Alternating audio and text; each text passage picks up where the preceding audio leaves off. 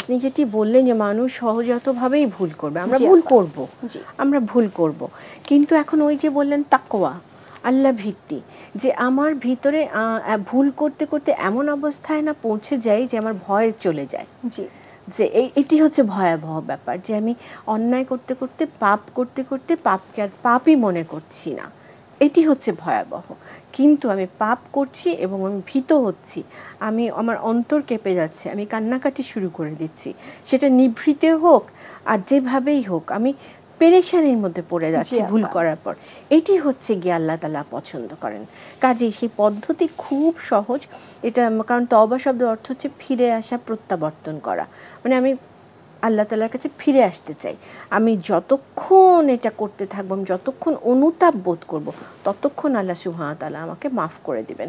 এবং আমরা জানি যে পরিষ্কারভাবে বলা আছে যে মৃত্যুর আগ পর্যন্ত, মৃত্যু যন্ত্রণা শুরু হওয়ার আগ পর্যন্ত যে কিনা তার পাপের জন্য ক্ষমা প্রার্থনা করলো, আল্লাহ সুবহানাহু ওয়া তাআলা তাকে মাফ করে দিবেন। তো পদ্ধতি হচ্ছে একেবারেই সহজ।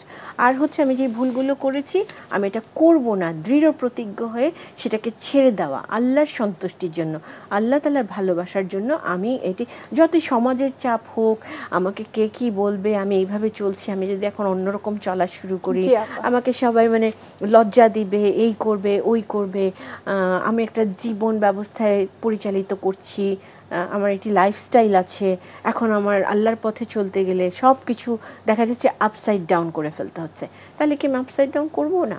করব। আমি আল্লাহ সুবহানাহু ওয়া তাআলার কাছে সাহায্য চাইব, দৃঢ় পদক্ষেপ রাখবো।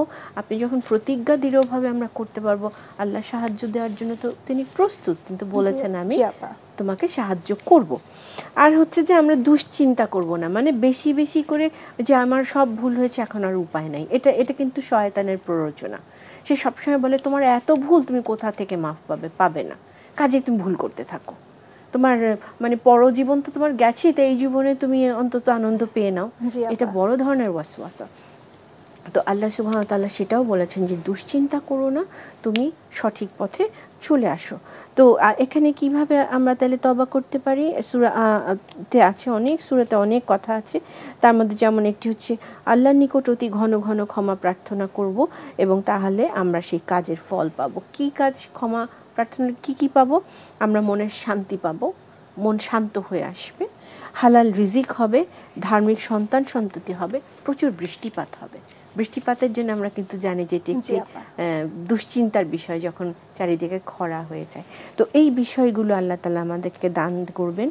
আর নবী সাল্লাল্লাহু আলাইহি ওয়াসাল্লাম বলেন, যে ব্যক্তি প্রায়ই ইস্তিগফার করে, আল্লাহ তার প্রতিটি দুশ্চিন্তাকে স্বস্তিজনক করে দেন এবং প্রতিটি সমস্যা থেকে তাকে উদ্ধার করেন। যেহেতু এটা তিনি বলেছেন, কাজে এটি সত্য, আমাদেরকে মনে রাখতে হবে। আর সাইয়্যিদুল ইস্তিগফার নামে একটি প্রসিদ্ধ দোয়া রয়েছে, সেটি আমরা একটু জেনে নেই।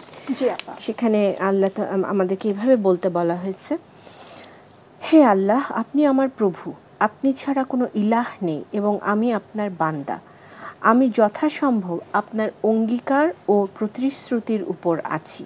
আমি যে মন্দ কাজ করেছি তার জন্য আমি আপনার নিকট আশ্রয় প্রার্থনা করি। আপনি আমার প্রতি যে অনুগ্রহ দান করেছেন তা আমি আপনার নিকট স্বীকার করছি এবং আমার পাপের কথাও স্বীকার করছি। সুতরাং আপনি আমাকে ক্ষমা করে দিন, কেননা আপনি ছাড়া আর কেউ পাপ মার্জনা করতে পারেন না। এটি হচ্ছে একদম আমাদের একটি, কি বলবো, ইটস আ প্রেসক্রিপশন। এটা আমরা যদি প্রতি অন্তত পাঁচবার নামাজের পরে পড়তে পারি, এটি এত সুন্দর গুছানো একটি দোয়া, যেন এটার সব কিছুকে পরিব্যাপ্ত করে আছে এই দোয়া।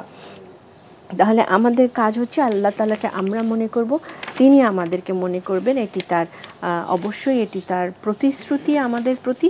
আরেকটা জিনিস মনে রাখা, এবং আপা জানি যে এটি এত সুন্দর একটি বিষয় আলোচনা করবার জন্য, এই বিষয়ে কথা বলবার মতো আপা অনেক কিছু রয়েছে, কিন্তু আমরা সময় স্বল্পতার জন্য আপা এখানেই শেষ করতে চাচ্ছি। আমি শুধু একটি কথা দিয়ে শেষ করি, সেটি হচ্ছে নিরাশ না হয়ে আল্লাহ তাআলার কাছে আমরা ক্ষমা প্রার্থনা করব।